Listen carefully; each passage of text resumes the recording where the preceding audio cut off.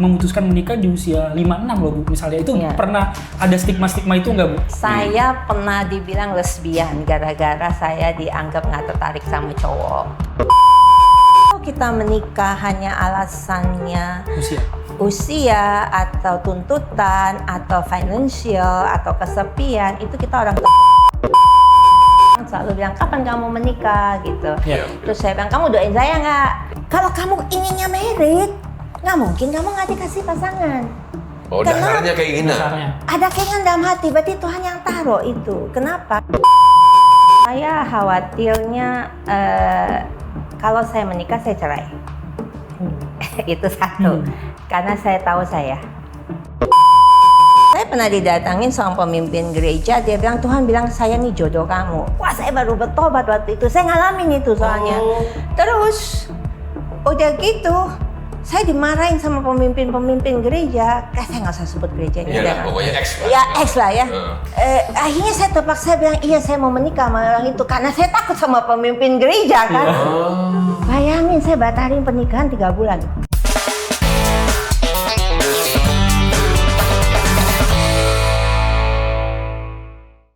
Ada satu video Pak Ahok mengantarkan seseorang ke altar. Nah, Bang Charlie udah nonton videonya? Sudah lihat tapi belum full banget sih. Kita play dulu ya biar penonton kita tahu ya.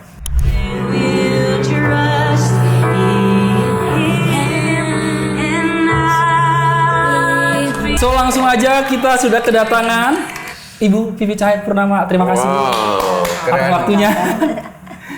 Oke Bu, itu sempat heboh di sosial media kita Bu ya. Momennya ketika saat itu Pak Ahok mengantarkan Ibu ke altar itu gimana rasanya Bu? Setelah penantian berapa lama mungkin kayak gitu? Terus terang aja pada hari itu karena kaki saya sakit, jadi saya lebih mikirin gimana saya bisa jalan ke altar. Terus gimana supaya nggak ada di kursi roda gitu loh, ya tapi... itu aja. Jadi lebih konsentrasi ke jalan, udah pincang-pincang gitu loh. Makanya seperti kayak diangkat gitu kan. Pak Ahok jalan juga agak diangkat gitu, ngerti nggak? Terus udah gitu lagunya kita memang udah pilih dari awal. Intinya adalah saya tidak akan masuk ke pernikahan kalau bukan dengan Tuhan. Jadi ceritanya agak panjang. Sebetulnya dari dulu saya percaya Tuhan mau saya menikah, tetapi saya sendiri antara mau menikah dan tidak mau menikah gitu loh. Jadi ada ketakutan, kebingungan, juga ngerasa nanti kalau menikah gimana ya, jadi nggak independen, jadi susah, jadi ngeliatin banyak orang cerai, punya masalah. Jadi saya selalu bergumul ke arah itu. Antara hidup sendiri, karena di firman Tuhan juga dibilang bahwa baik, hidup sendiri juga baik kalau kamu melayani Tuhan. Tetapi juga dua lebih baik daripada sendiri. Dan sekarang Bu banyak ada di berseliweran nih, independen, capek, mau diurus dong gitu kan. Iya kan Bu ya. Nah Ibu merasa kalau waktu itu sebenarnya Ibu juga mau, cuman ada sesuatu mungkin peristiwa. Ya jadi sebetulnya dalam perjalanan hidup kita itu kita kan nggak bisa memaksakan yang namanya jodoh, jatuh cinta dengan orang. Tetapi kita juga mesti jujur sama diri kita sendiri, apa yang paling kita butuhkan waktu itu. Nah, perjalanan waktu kita itu kan dari waktu kita kejar karir, kuliah gitu, semua kan udah dilewatin. Jadi pada waktu hari pernikahan itu, saya tahu bahwa ini kehendak Tuhan buat saya menikah, ini kehendak bapak saya, dan pada hari pernikahan itu sebetulnya nenek saya baru meninggal 100 tahun. Gitu loh, jadi Jadi di Eropa itu kalau boleh ditarik ya, mereka itu pemberkatan itu harus ada catatan sipil dulu, baru pendetanya akan berkatin gitu. Jadi saya ke catatan sipil sebelum hari pernikahan. Nah waktu itu nenek saya meninggal pada waktu saya catatan sipil itu. Jadi kayak nenek saya nungguin saya menikah baru dia pergi. Ya, jadi ya dibilang kebetulan nggak kebetulan. Pokoknya setiap hari nenek saya ulang tahun saya datang pasti dibilang menikahlah. Ya orang tua lah ya. Ya saya iyain aja, doain aja gitu. Dan dia sempat menyaksikan ya Bu ya? Enggak sempat, tapi waktu nenek saya ulang tahun yang ke-100 itu kita kasih tahu bahwa saya akan menikah. Dia tahu ya. Jadi dia tahu. Waktu di rumah sakit, waktu Koko Ahok, Koko Yuyu, Koko saya dua-duanya besuk juga bilang Vivi akan menikah, terus dia kasih jempol. Waktu aku kasih tahu aku mau menikah juga dia kasih jempol. Jadi itu jadi kecamuk lah ya semua perasaan itu. Tapi cuma satu hal saya tahu bahwa Tuhan mau saya menikah dan berdua lebih baik daripada sendiri. Sebentar Bu, kita mau kasih tahu buat pemirsa. Jadi buat pemirsa yang patah hati, yang belum punya jodoh, yang mungkin sempat dijanjiin nikah nggak jadi nikah, jangan kecewa. Seperti tadi Ibu Vivi bilang, Tuhan itu selalu baik. Nah, kalau Anda saat ini mengalami sesuatu masalah, hubungi layanan doa kami di WhatsApp 022150002424 atau hubungi call center kita di 08119914240240. Ada hamba Tuhan yang siap berdoa buat Anda berdua lebih baik daripada Jadi sendiri. sebetulnya buat semua orang dimanapun yang mendengarkan podcast ini ya, apakah kita sendiri lebih baik, apakah kita berdua lebih baik, hanya kita sendiri yang ngalamin, yang menjalani. Pada waktu saya usia 20 tahunan, saya tidak merasa menikah lebih baik. Karena saya waktu itu udah diajak married sama orang ya. Jadi berapa? Sempat diajak married di usia berapa, Mam? 20-an. Masih muda ya? Ya, dan saya merasa saya belum mau married gitu. Saya mau kuliah dulu. Jadi saya ambil S2 di luar negeri. Singkat cerita waktu S2 di luar negeri, saya ngerasa pacar saya yang lama nggak sebagus pacar orang yang baru. Jadi sempat ngalamin itu juga fase kan. Itu ya, Bu, ya? Fase yang kita ngerasa, oh pasti ada yang lebih baik di luar sana. Oke, tadi Ibu mention tentang sebelum nanti kita bahas ke proses pernikahan ya, Bu. Ibu sempat bilang tadi ketakutan, sempat melihat, apalagi Ibu adalah seorang pengacara ya kan, dan juga banyak menangani berbagai kasus, Bu. Sebenarnya kalau boleh jujur saat itu ketakutan terbesar Ibu apa sih, Bu? Boleh diceritain nggak? Mungkin ini juga ketakutan banyak orang yang nggak mau memutuskan married. Begini, saya khawatirnya kalau saya menikah saya cerai. Itu satu. Karena saya tahu gini, di firman Tuhan kan dibilang istri tunduklah pada suami seperti pada Tuhan. Saya pelajarin Alkitab, saya baca nih, kok nggak ada komanya? Ya tunduk sama suami yang pintar kan gampang. Atau tunduk sama suami yang bijaksana, tunduk suami yang sayang sama kita gitu ya. Ya karena kita dari kecil tidak diajarkan untuk punya duit banyak dan kaya, tapi lebih ke nama baik, lebih berharga, punya ilmu, lebih berharga. Jadi nggak pernah kita lihat itu di laki-laki atau perempuan waktu kita memutuskan pasangan hidup ya. Tapi lebih ke value dia, lebih ke dia pekerja keras atau enggak, dia rajin apa enggak, dia tipe yang setia apa enggak gitu. Jadi lebih ke arah sana sebetulnya. Nah dalam perjalanan waktu, saya selalu punya kekhawatiran karena saya punya papa yang baik. Dan punya saudara laki-laki yang boleh dibilang pintar, kompeten, rajin semua. Jadi kalau saya pacaran atau ketemu orang, pasti saya punya comparison. Ini ya dibandingkan dengan bapak saya, aduh nilainya begini, dibandingkan koko saya nilainya tambah anjok gitu. Jadi akhirnya bagaimana tunduk sama laki-laki yang menurut saya nilainya sangat jauh di bawah. Itu karena saya sok pintar waktu itu ya. Karena itu saya masalah banget ya Bu ya waktu itu ya. Masalah banget buat saya karena saya merasa saya lebih pintar. Gitu. Dan ketika ketemu dengan orang yang pintar pun saya ngerasa ini orang kok nggak kenal Tuhan ya. Jadi ada aja masalahnya gitu loh. Jadi nggak pernah ngerasa oh kalau aku menikah dengan dia aku akan aman, aku akan baik-baik aja. Tidak, aku selalu merasa gimana tunduk sama orang seperti ini. Gimana kita ngejalanin firman Tuhan. Kan kalau ikut Tuhan nggak bisa setengah-setengah. Ikut ya bapak saya ngajarin kita gitu. Bapak saya sangat demokrat ya, dia bilang gini, kita mau agama aja boleh, asal serius dengan apa yang kita pilih dan terima konsekuensinya. Jadi seperti itu. Nah Bu, sebelum Ibu lanjut, nah ini saya coba kasih gambaran. Jadi ketika Ibu lihat pria pada waktu itu, Ibu akan melihat gue bisa tunduk nggak sama orangnya begini. Iya. Lewatnya Bisa dari respect apa enggak? Iya. Nah, kalau oke, nggak oke, bisa oke. respect, nggak bisa tunduk, berarti saya akan menikah dan saya akan tanda kutip selalu melanggar firman Tuhan. Iya. Dan itu bahaya ya Bu ya. Dan bahaya sekali karena ketika saya bertobat, saya ngerti bahwa kita ini nggak bisa dibilang pinter. Jadi gini, saya suka baca Amsal 1-31. Dan saya suka bercanda sama orang, kamu lahirnya tanggal berapa? Misalnya kayak saya tanggal 3. Berarti saya Amsal 3 itu untuk saya, gitu. Kira-kira begitu cara saya menangkap ya.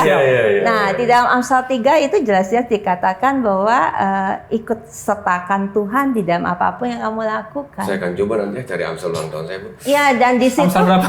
Amsal 3 juga. Iya. Sama Dan nih. di situ kan pemulaan akan takut akan Tuhan adalah hikmat. Gitu. Nah, panjang umur di tangan kananmu, tangan kirimu kekayaan dan kehormatan. Saya udah tahu, saya pasti kaya dan terhormat.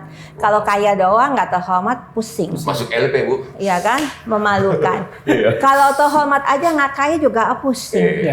Tapi udah kaya terhormat, kalau umur pendek nggak bisa menikmati hidup. Bukan masa pendek atau panjangnya hidup. Kehidupan itu maksudnya bagaimana seperti di kitab Pengkhotbah, kita tuh nggak sia-sia hidupnya. Kita bisa menikmati hidup kita. Jadi saya udah tahu panjang umur, kekayaan dan kehormatan. Nah, kalau kita baca Amsal 22, saya suka sekali dikatakan ganjaran kerendahan hati dan takut akan Tuhan adalah apa? Kekayaan, kehormatan dan kehidupan. Diulang lagi. Kekayaan dan kehormatan. Dan kehidupan. Ganjaran kerendahan hati kan. Berarti poinnya adalah kerendahan hati Bu. Ya kan begini, kita tahu poinnya itu sebenarnya lebih ketakut akan Tuhan. Saya lebih takut sama Tuhan daripada hal-hal yang lain. Gini, saya percaya firman Tuhan ditulis for a reason. Nah, satu, saya harus ketemu suami yang sayang banget, cinta banget sama aku. Terus kedua, saya mesti bisa respect dan taat sama suami saya seperti pada Tuhan. Dan itu nggak gampang. Makanya kemana-mana saya pergi kepada perempuan yang belum menikah, saya bilang udah bersyukur kamu belum menikah. Sebelum menikah, ya kamu pikir-pikir dulu. Ini orang yang kamu harus spend hidup kamu selama-lamanya. Yes. Ya kan? Ya prinsipnya sekali menikah seumur hidup. Karena begitu kita bercerai, yang pusing itu ya kita sendiri problem. Tambah lagi kalau punya anak, kasihan. Tambah lagi keluarga besar. Itu repot itu. Nggak tahu deh kalau di mungkin ya komplit lah Bu ya. Kompleks lah ya. Yang tadinya baik jadi jahat semuanya bisa diinikan ya. Ini kayak kan contohnya kasus Pak Ahok. Ya, orang bilang sama saya, kenapa kamu bantu ceraiin? Lah saya bilang, karena saya tahu saya punya bukti. Gitu loh. Saya bukan cuma dengar kakak saya aja, koko saya. Saya punya bukti semuanya. Dan itu ya udahlah masa lalu. Ya. Tapi orang kan bilangnya enggak. Ini ya orang boleh pendapat apa aja. Tapi in the end Tuhan yang tahu. Ya kan, kita bawa Tuhan nih. Tuhan yang tahu. Apa kita berani berbohong? Yohanes 8:44, kalau kamu bohong bapak kamu iblis. Nggak mau ganti bapak saya. Jadi ketika saya mutusin bantuin orang, saya tahu persis orang itu benar atau salah. Conscious saya harus benar. Ya. Kalau di pidana tuh mens rea'nya harus ya kan? Ya betul kan? Itu menurut pendapat saya kan gitu kan? Keyakinan saya Bu. Iya, supaya nggak dituntut kan. Tapi saya harus punya bukti-bukti. Nah, saya melihat agree. Ya, orang yang saling mencintai bisa cerai, sampai rebutan anak, kita udah tahu lah semua di sosial media ada, sampai rebutan harta, bahkan bisa sampai ke kehilangan nyawa, ya. Dan kita sudah nonton itu semua. Ya. Jadi kalau kita menikah hanya alasannya usia atau tuntutan atau financial atau kesepian, itu kita orang teguh di dunia. Nah, kita harus menikah karena satu, kita yakin itu Tuhan ingin kita menikah supaya kita lebih baik. Tapi kita juga bisa punya keyakinan bahwa kita tidak menikah lebih baik. Nah, masalahnya kejujuran. Saya punya teman. Usianya waktu itu udah 40-an. Keponakannya udah married nih. Ponakannya dia ya? Ponakannya dia. Kan gimana tuh? Saya masih beruntung keponakan saya belum ada yang married. Kan? Ya. Jadi saya selalu berpikir, wah jangan sampai dia dahulu keponakan saya nih. Ya kan, bercandanya begitu. Nggak enak. Tapi dia ini keponakannya udah married. Dan buat dia, that's it. Udah putus asa. Saya ketemu dia. Saya nggak usah sebut namanya. Dia bilang, saya nggak mau menikah lagi, saya mau begini. Saya gebrak meja, gitu. Kaget dia. Saya bilang, jangan bohong, saya bilang. Dia kaget. Kamu bisa bohongin semua orang, bisa bohongin diri kamu sendiri, tapi kamu nggak bisa bohongin Roh Kudus, Tuhan. Dalam hati kecil kamu masih mau menikah, tapi kamu takut berharap. Karena kamu takut kecewa. Karena setiap tahun kamu berharap, tidak pernah terjadi. Ketika keponakan kamu sudah married, kamu berpikir sudah selesai. Semakin takut ya Bu ya? Iya, daripada malu. Iya. Nah kalau saya ketemu semua orang, saya selalu bilang, saya pasti menikah 1 hari. Jadi orang yang dengerin khotbah saya pasti bilang begitu. Kenapa? Ya karena waktu saya baca begini, lebih baik berdua daripada sendiri. Saya mau yang ini aja deh Tuhan. Karena ada pilihan ya Bu ya? Ada pilihan. Karena saya tahu sebetulnya lebih baik berdua daripada sendiri. Cuma saya nggak tahu waktunya kapan. Jadi setiap kali saya bilang tahun ini. Dan saya selalu diketahui orang, kenapa setiap kali tahun ini? Ya saya bisa bilang aja bisa tahun ini, saya bilang. Tahun depan. Dan selalu terjadi tahun depan. Tapi saya yakin saya akan menikah karena saya membayangkan saya mati dikelilingin anak cucu. Wow, keren sih itu. Jadi ketika saya di pesawat, pernah kejadian waktu itu. Sampai kakak saya yang Basuri, Bupati di Belitung Timur, waktu itu ada pejabat mantan Bupati ya. Dia duduk samping saya, terus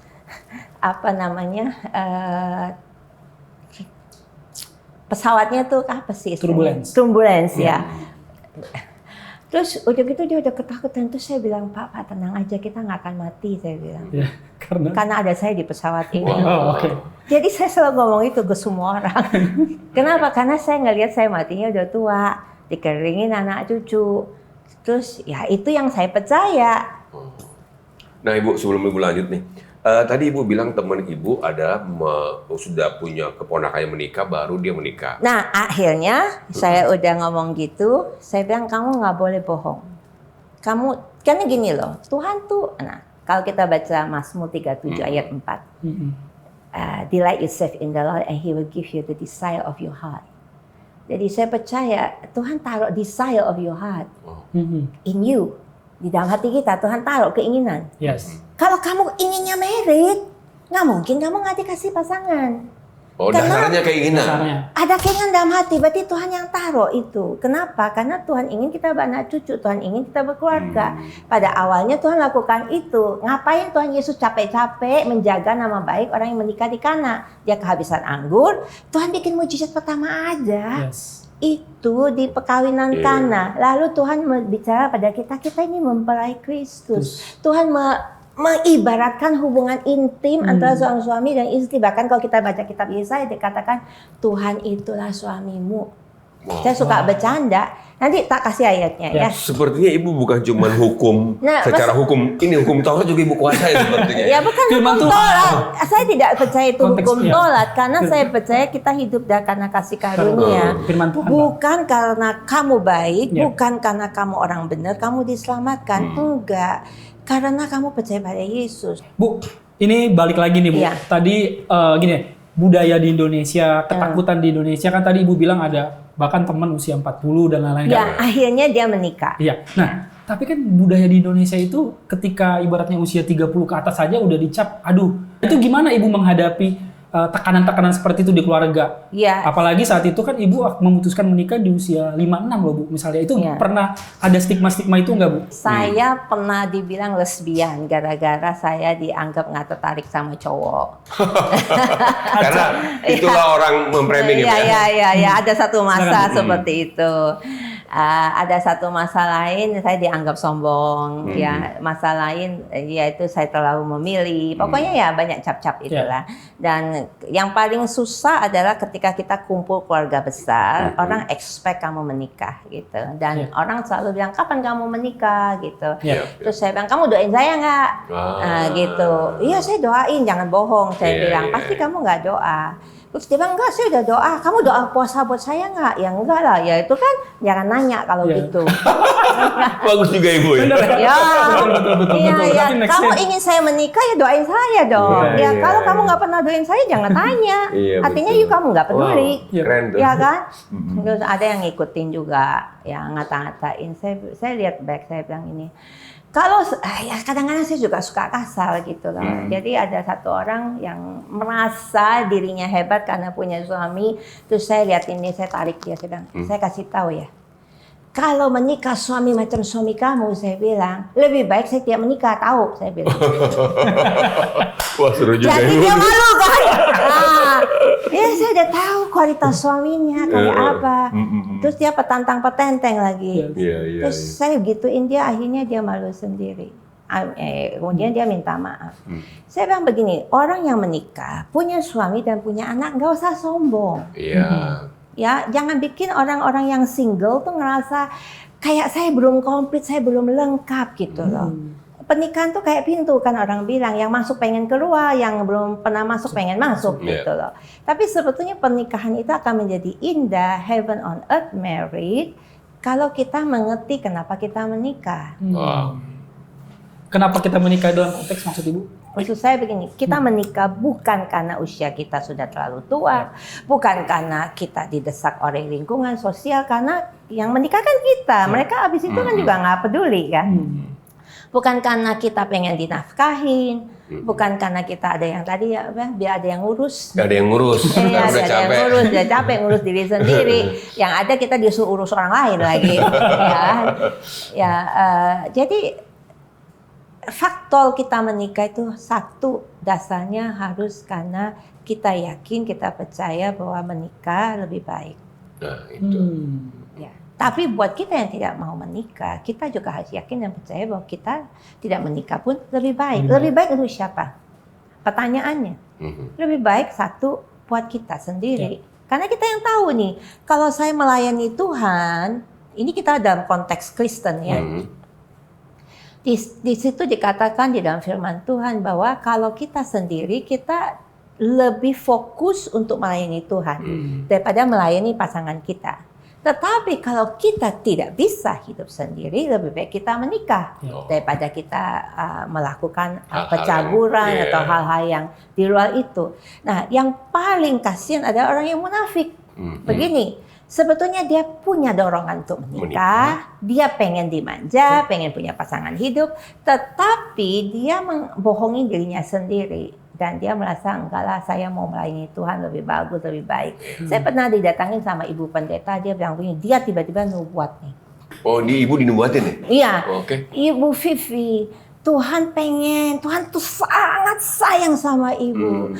Tuhan tuh pengen Ibu itu hidup sendiri supaya bisa melayani Tuhan lebih baik. Karena Tuhan sangat sayang sama Ibu, sangat spesial. Terus saya bilang, Ibu punya anak perempuan? Punya. Doain anak perempuan Ibu supaya tidak menikah. Karena dia spesial, saya bilang. Pucat mukanya. Dia mau marah sama saya nggak bisa. Lu kenapa nungguatin gua anak gua aja ya? Jangan seenak-enaknya. Sembarangan. Tanya dulu orang mau menikah apa? Orang mau nikah lu nunggu. Iya. Saya bilang tolak dalam nama Yesus nggak benar nih. Saya setuju sama Ibu tuh. Konyol kan? Saya tanya sama dia begitu. Ya kan? Kalau saya begitu spesial, ya sampai dibuat tidak menikah sama Tuhan, karena mau melayani Tuhan. Ya saya nggak merasa dipanggil seperti itu. Jadi kalau orang ngebuatin saya yang aneh-aneh malah saya marahin. Ya benar, saya juga nggak setuju Bu. Betul banget ya. Orang nggak tanya, kecuali dia udah tanya sama saya, Ibu Vivi mau menikah tidak mau menikah. Oh gitu ya. Iya nggak apa-apa, lebih baik ya bisa melayani Tuhan ya, udah amin gitu kan. Tapi tuh Ibu Vivi, Tuhan bilang begini-gini, ngaco lu, Tuhan yang bilang apa you yang ngomong? Orang saya mau menikah apa nggak ditolak dalam nama Yesus? Iya kan? Terus saya bilang punya anak perempuan, punya. Ya udah, doain anak perempuan kamu aja sangat spesial. Saya bilang begitu kan, itu penyesatan itu saya kan bilang. Banyak nih di dalam dunia pelayanan, dalam surga ini. Ibu tadi bilang dinubuatin. Seberapa banyak Ibu melihat dunia, kita sedikit agak pindah dikit, seberapa banyak nih orang menghadapi kayak seperti itu dalam pernikahan dibuatin nikah sama ini nikah sama ini. Akhirnya sebenarnya itu bukan dari dia kan, keinginan dia, tapi kayak dipaksa gitu loh. Ya itu namanya praktek sihir dalam gereja. Wow, ya, kan? seru nih praktek sihir. Kenapa dalam... Ibu bilang praktek sihir dalam gereja? Karena kita pernah ngalamin itu ya. Saya pernah didatangin sama pemimpin gereja, dia bilang Tuhan bilang saya nih jodoh kamu. Wah, saya baru bertobat waktu itu. Saya ngalamin itu soalnya.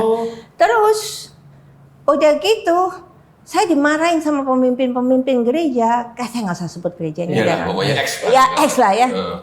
Akhirnya saya terpaksa bilang, iya saya mau menikah sama orang itu. Karena saya takut sama pemimpin gereja kan. Bayangin saya batalin pernikahan 3 bulan. Karena saya masuk rumah sakit. Saya itu nggak pernah masuk rumah sakit punya. Lah kan orang menikah harus tidur bareng-bareng. Kita orang dewasa di sini.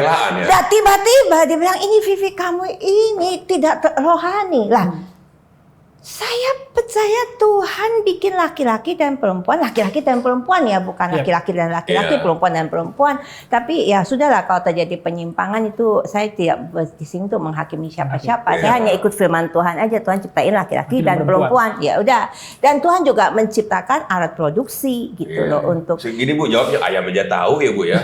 Kalau mau menikah cari yang ayam dulu. Tapi saya lagi mikir begini nih.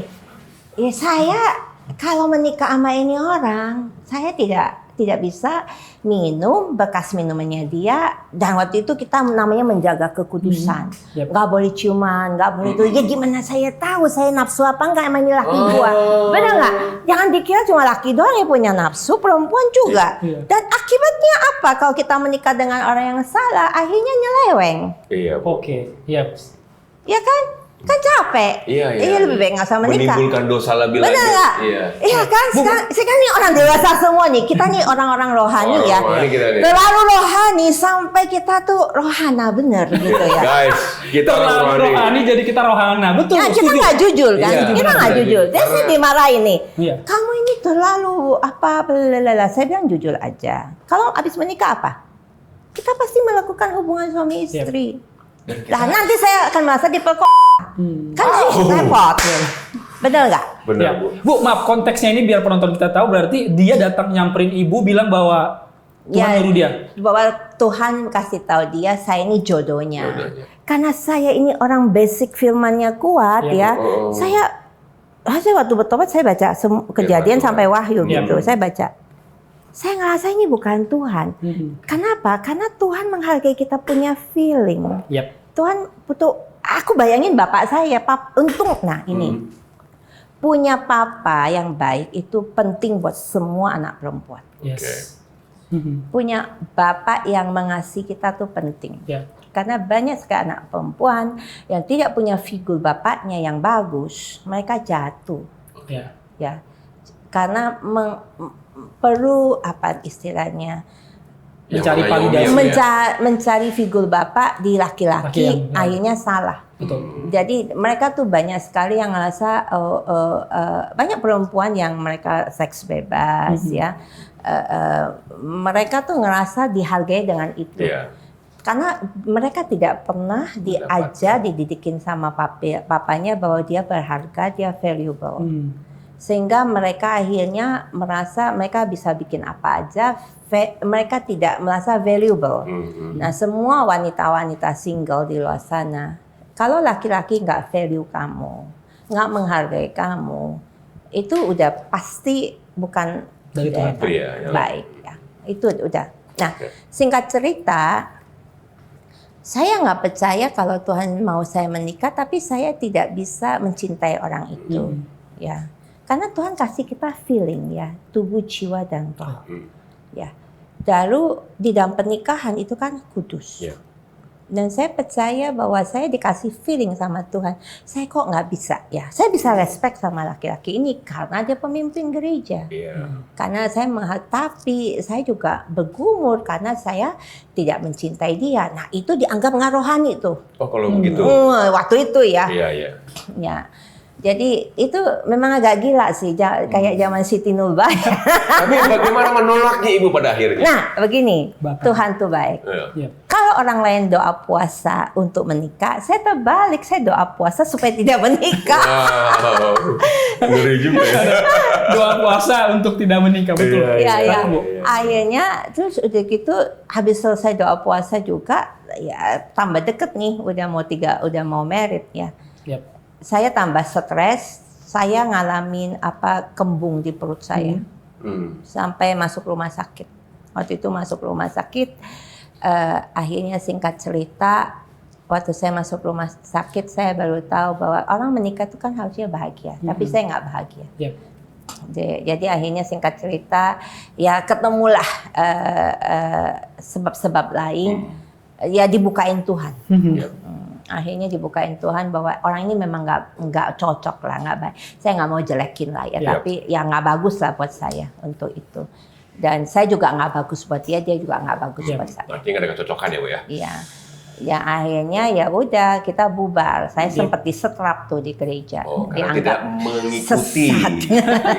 Ya, jadi saya ngalamin penganiayaan juga di situ ya, sampai nggak boleh pelayanan ini itu ya. Karena saya mutusin, tapi saya bersyukur karena saya tidak akan pernah bahagia kalau saya menikah dengan orang ini. Tapi Ibu pernah nggak mencintai pria, lalu Ibu dikecewakan sehingga membuat itu merasa semua pria, jadi Ibu menahan lambat pernikahan karena dikecewakan oleh semua pria? Pernah ngalamin fase itu? Saya nggak ngalamin fase itu waktu saya muda. Waktu saya umur 20-an ya, saya punya pacar dan hampir mau menikah. Kemudian saya sekolah ke luar negeri, saya punya pacar yang lain. Oh, di luar negeri? Di luar negeri. Jadi ketika pacar saya akhirnya kawin sama orang lain, saya udah punya pacar yang lain. Jadi saya selalu ngalamin kayak gitu. Kayak fase berlewat gitu aja Bu ya? Iya, jadi di keluarga saya nggak pernah ngelihat saya tuh kayak putus cinta, nangis bombay gitu-gitu. Iya, pokoknya nggak ada yang kayak gitu loh. Jadi aku pikir tuh kayak cara Tuhan. Nah, terakhir ini saya punya pacar sebetulnya 10 tahun. Yang ini? Sebelum saya menikah dengan yang ini, ya. Jadi dalam satu proses itu saya selalu adalah pendekatan, pacaran sama orang gitu loh. Dan saya tuh suka banget dengan orang ini, ya, sangat suka. Inisialnya juga DG, kayak inisial suami saya. Saya pikir Tuhan punya sense of humor, ya, Tuhan lucu. Itu aku bilang DG palsu, ya. Ya karena nama dia sebetulnya bukan nggak ada D-nya, dia nambah-nambah sendiri gitu loh. Singkat cerita, orang ini sampai dibaptis loh. Dia dari agama yang lain. Jadi udah 5 tahun dia sampai minta dibaptis. Terus setiap tahun dia bilang kita menikah tahun ini ya. Ya karena saya menganut prinsip yang menjaga kekudusan tadi gitu. Nah, sebetulnya anak tanya sama saya, kalau pacaran boleh ciuman nggak? Saya bilang tergantung ya. Kalau abis ciuman terus kamu ke yang lain-lain, nah itu yang saya lakukan. Saya bilang ya lebih baik ya nggak usah yang macam-macam lah gitu. Jadi sejak bertobat itu saya menganut prinsip yang nggak usah macam-macam kalau pacaran.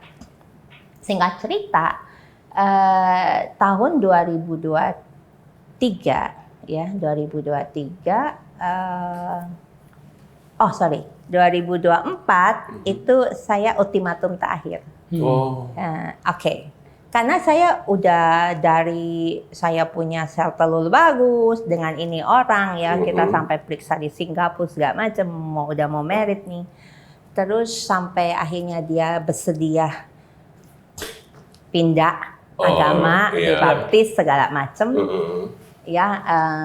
Nah, waktu itu mutusin mau menikah. Nah, waktu itu dia bilang, oke kita menikah tapi diem-diem gitu. Lucu kan? Karena dia nggak mau terekspos, dia sudah convert. Alasan macam-macam lah. Tapi waktu itu saya konsultasi sama Pastor Philip Mantova. Kata Pastor Philip begini, kalau dia tidak berani mengakui Tuhan di hadapan semua orang, ya buat apa? Benar juga saya pikir ya. Nah dari situ saya ngotot kalau mau menikah harus secara Kristen dan diketahui oleh banyak orang. Jadi udah dijanjiin setiap tahun sampai akhirnya saya bilang oke, tahun ini, kalau enggak that's it gitu kan ya. Singkat cerita itu Tuhan baik, makanya saya tuh nggak sempet sedih-sedih lama. Selalu kayak begitu. Jadi saya nggak bilang hidup saya itu amazing karena saya, tapi kan amazing karena Tuhan. Tuhan tuh benar-benar Bapak yang sayang sama kita. Nah, mungkin karena hubungan saya dengan papa saya begitu baik, saya selalu punya persepsi Tuhan tuh punya sense of humor. Dan kedua, Tuhan tuh sayang banget sama saya. Jadi Tuhan tuh nggak mungkin mengizinkan saya menikah dengan laki-laki yang salah. Yes. Nah itu keren Bu. Tuhan, Ibu punya persepsi yang baik tentang Tuhan ya. Ya, karena bapak saya. Jadi saya membayangkan papa saya ini, ya ngeliatin saya. Terus dia akan dari dulu saya kalau punya pacar pasti saya bawa ke papa saya. Saya balik ke cerita saya waktu masih SMA lah.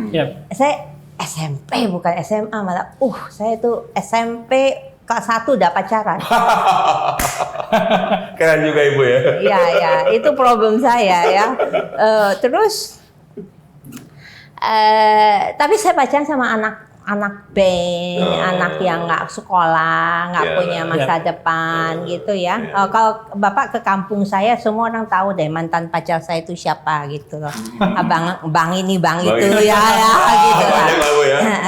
Ya, karena saya suka main volley, populer ya. Terus, Bapak saya tuh begini, duduk sama saya. Dia bilang, Papa, didatengin sama om itu, dibilang lihat Vivi pergi sama ini laki, disebutin namanya bang ini gitu. Terus terus aku pikir mampus dah. Bapak saya udah tahu nih, pasti saya dimarahin nih ya kan.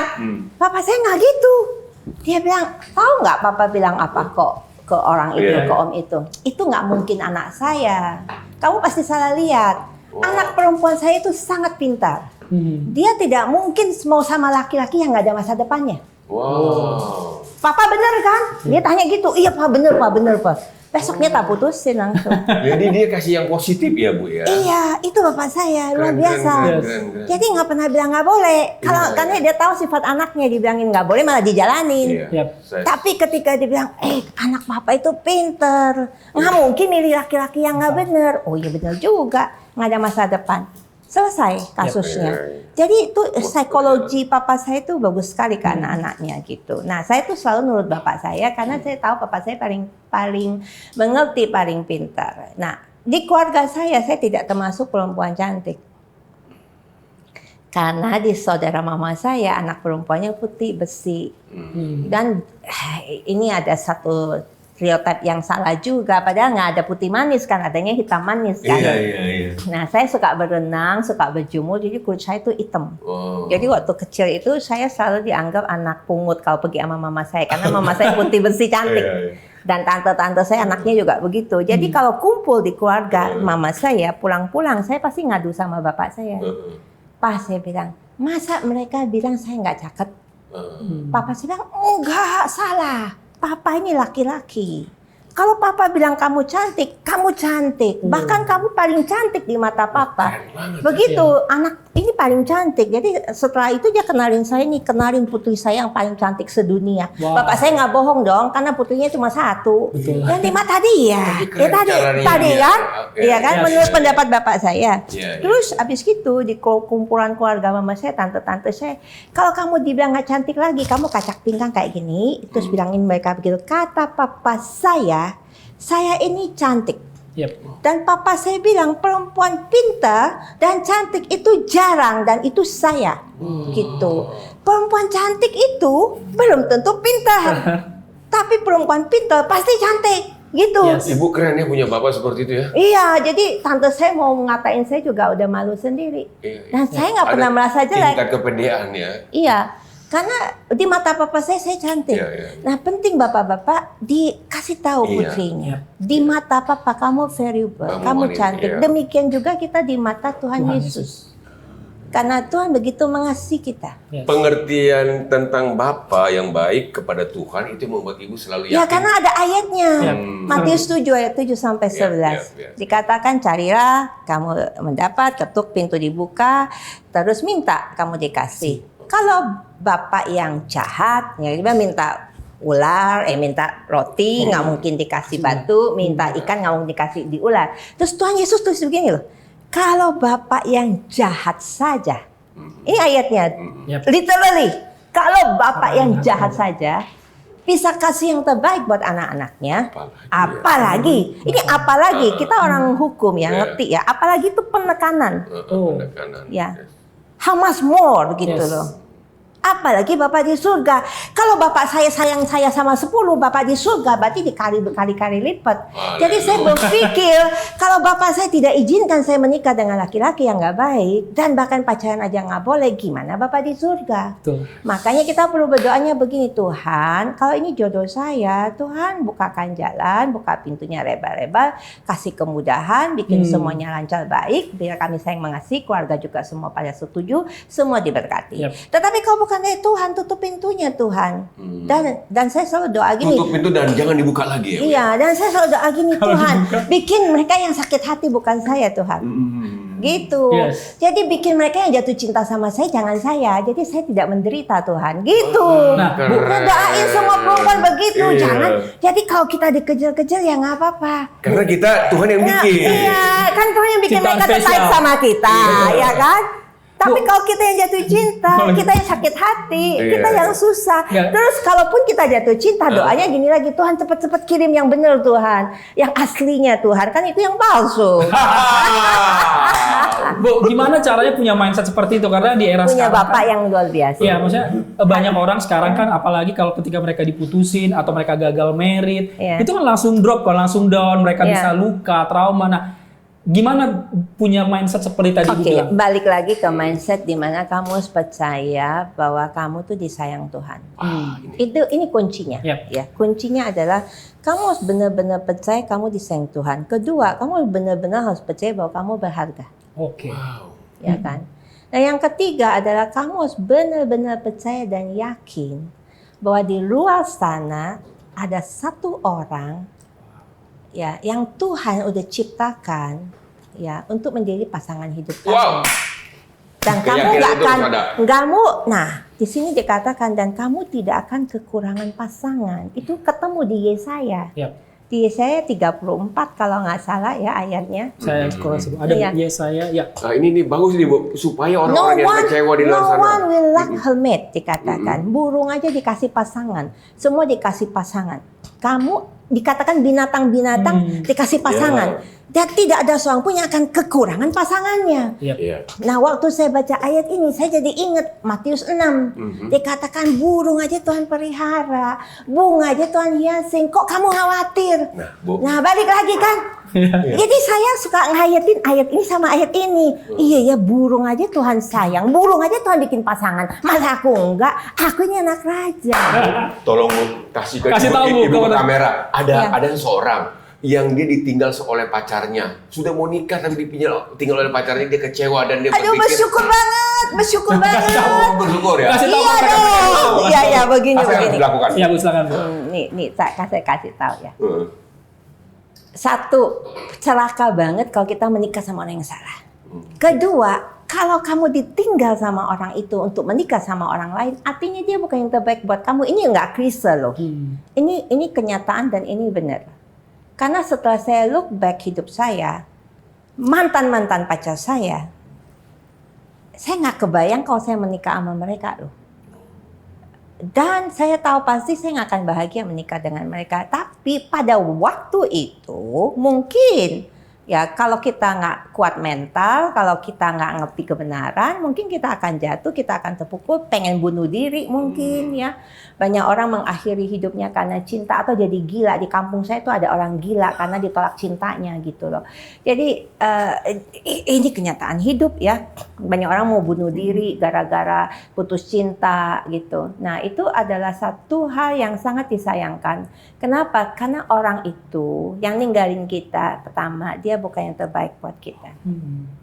Dan yang kedua, bahwa Tuhan sudah mempersiapkan yang lebih baik. Dan selalu sama mantan-mantan bilang itu semua palsu. Kayak gini loh, kamu mau dikasih tas original, apa mau dikasih tas palsu? Ya kan? Yang perempuan yang suka tas ya, atau suka sepatu lah. Ya. Nah, yang asli udah ada, tapi kita maunya yang palsu kan namanya, bener nggak? Sementara udah disiapin yang asli. Lagi tahap proses ya Bu yang asli. Gini loh Pak, Bang ya. Kalau yang palsu itu kan kolian gitu, namanya juga barang tas palsu, murah gitu loh. Ya cepat gitu ya. Tapi yang asli itu proses gitu loh, dan kualitas dan akhirnya langgeng. Kalau yang palsu itu kan copot di mana-mana baru dipakai 1-2 tahun. Kenapa? Karena udah nggak genuine. Jadi itu kayak tas sepatu lah, ngomong bahasa perempuan lah. Jadi ya kalau tasnya KW ya udahlah bye-bye gitu loh. Karena mau dikasih yang asli. Oke, super sekali Bu nih hari ini. Kita bakal lanjut lagi ngobrol sama Ibu, tapi sebelumnya kita mau lihat satu video dulu ya Bu. Bentar ya Bu, satu video dari dampak pelayanan CBN. Wow. Halo, nama saya Karisa Berunebah, umur saya 7 tahun. Karisa dulunya dikenal sebagai anak yang pendiam dan pemalu. Seringkali teman-temannya takut untuk bermain dengannya karena Karisa mudah menangis. Anak ini pendiam, sangat pendiam, cengeng. Jadi awalnya saya karena anak si Karisa ini orangnya pendiam, saya coba anak saya supaya gimana dibimbing anak-anak ini supaya jangan pemalu lagi. Namun, semua mulai berubah ketika Karisa bergabung di Sanggar Belajar School of Life GPDI Kemurahan. Di sini ia tidak hanya belajar, tapi juga mendapat perhatian dan dukungan dari para tutor. Seringnya berjalan waktu Pak, semester 1 berlalu, ujian gitulah Pak. Saya juga tidak menyangka bahwa anak saya ada plusnya, dalam arti bisa mengikuti, bahkan bisa dibilang mendapat juara lah. Karisa paling suka pelajaran agama. Perlahan, Karisa menemukan keberanian baru. Kini, Karisa tumbuh lebih ceria dan percaya diri. Ia berani tampil bernyanyi dan mulai berbaur dengan teman-temannya. Ubo todo uraku disude kesalahaki maafonau ale Tuhan. Perubahan dia semakin berani, semakin dia tampil, semakin dia cekatan. Setelah itu memang saya berpikir gini, mungkin di sini anak saya yang bisa dibentuk gitu. Jadi merasalah si Karisa nyaman lah di Sanggar Belajar Sol ini Pak. Mudah-mudahan seperti inilah seterusnya Pak, jangan diberhentikan Sanggar Sol ini. Terima kasih guru-guru Sol, Tuhan Yesus memberkati. Puluhan tahun, ketika saya berusia 30, teman-teman saya sudah menikah. Waktu saya berusia 40, teman-teman saya punya anak. Ya, rata-rata semua punya anak. Waktu saya usia 50, bahkan ada teman saya yang sudah punya cucu. Karena saya dari kampung. Ya. Banyak teman-teman saya yang sudah punya cucu. Dan mereka selalu bilang, kamu ketinggalan kereta. Saya jawab mereka, kereta yang mana? Tujuannya kemana? Saya akan dianggap ketinggalan kereta kalau saya punya tujuan hidup yang sama dengan kamu. Saya naik kereta yang sama, saya ketinggalan. Tetapi Tuhan, firman Tuhan kan dibilang bahwa kita semua masing-masing punya race kita masing-masing, jalan kita masing-masing.